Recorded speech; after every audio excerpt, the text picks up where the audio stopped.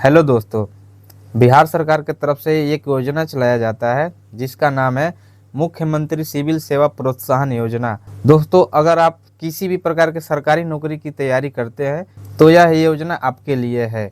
इसमें सभी प्रकार के स्नातक लेवल के विद्यार्थी को 30,000 से 1 लाख रुपए तक की प्रोत्साहन राशि दी जाती है। तो चलिए आगे मैं बताता हूं कि कैसे आप इसको अप्लाई करिएगा और इसका आप कैसे बेनिफिट ले सकते हैं। दोस्तों, अगर इसी प्रकार की जानकारी से आप अपडेट रहना चाहते हैं तो सतवंत कुमार चैनल को सब्सक्राइब करें और बेल आइकन को जरूर दबाएं। अगर जानकारी अच्छा लगे तो लाइक जरूर करें। तो चलिए देखते हैं कैसे अप्लाई इसका करेंगे।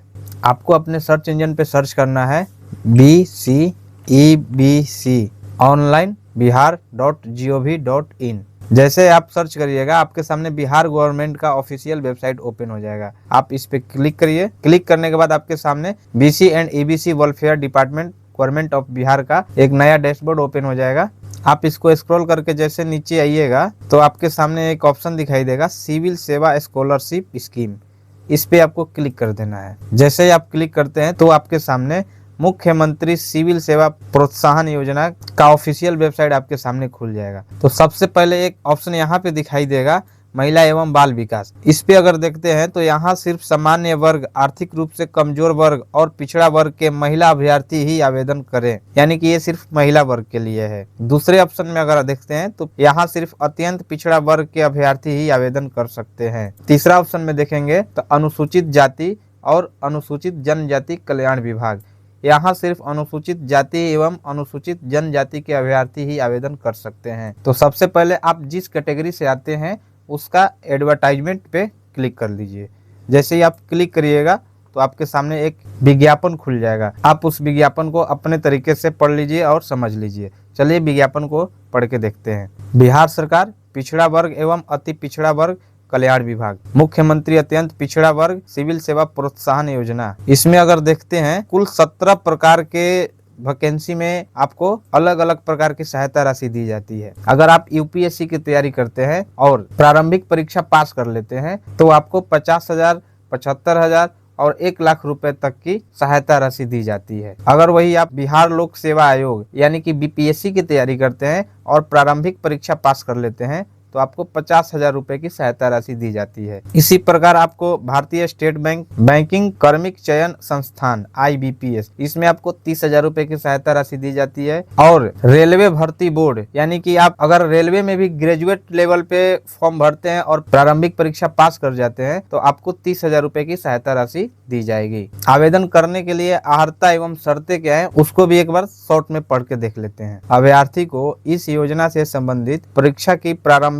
परीक्षा में उत्तीर्ण होना चाहिए, यानी कि आपको प्रारंभिक परीक्षा पास होना अनिवार्य है। अभ्यर्थी को बिहार राज्य का अस्थायी निवासी होने के साथ साथ राज्य सरकार द्वारा अधिसूचित अत्यंत पिछड़ा वर्ग कोटि के अंतर्गत होना आना चाहिए, यानी कि आपको बिहार के अस्थायी निवासी होना चाहिए। अगर आप बिहार के निवासी हैं तो उसके साथ साथ अत्यंत पिछड़ा एवं पिछड़ा वर्ग के कोटि के अंतर्गत आना आपको अनिवार्य है।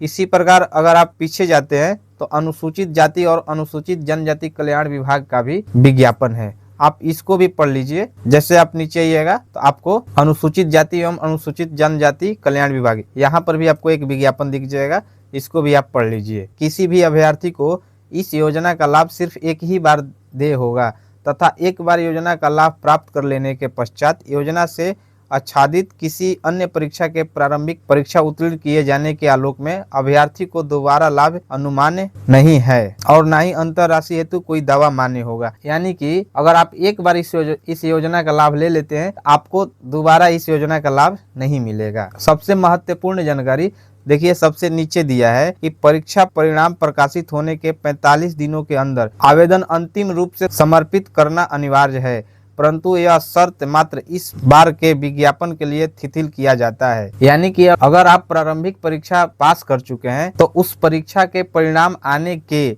45 दिन के अंदर ही आपको ये आवेदन देना होगा, अन्यथा ये आपका आवेदन मान्य नहीं होगा। तो चलिए देखते हैं कैसे इस आवेदन को अप्लाई करेंगे तो आपको आ जाना है मुख्यमंत्री सिविल सेवा प्रोत्साहन योजना के वेबसाइट पे। आप अपने अंतर्गत कोई ऑप्शन चुन लीजिए और सबसे पहले आपको न्यू रजिस्ट्रेशन पे क्लिक करना है। जैसे ही आप न्यू रजिस्ट्रेशन क्लिक करते हैं तो आपके सामने फिर से वही डैशबोर्ड ओपन हो जाएगा। आपको सभी इंट्रोडक्शन को फॉलो करते हुए कंटिन्यू पर क्लिक करना है। जैसे आप क्लिक करिएगा आपके सामने फॉर्म भरने का ऑप्शन आ जाएगा। जो आपके आधार कार्ड में आपका नाम है वही नाम आपको सेम टू सेम भरना है। आवेदक का नाम हिंदी में, आधार संख्या, जन्म तिथि और यहाँ पे आपको मोबाइल नंबर फिल कर देना है। यहाँ से आप अपना जेंडर सेलेक्ट कर लीजिए। जेंडर सेलेक्ट करने के बाद आधार सर्वर से सत्यापन करें। जैसे ही आप आधार सर्वर से सत्यापन करते हैं आपका ये रेड कलर का जो बॉक्स दिखाई दे रहा है वो ग्रीन में हो जाएगा सत्यापन होने के बाद।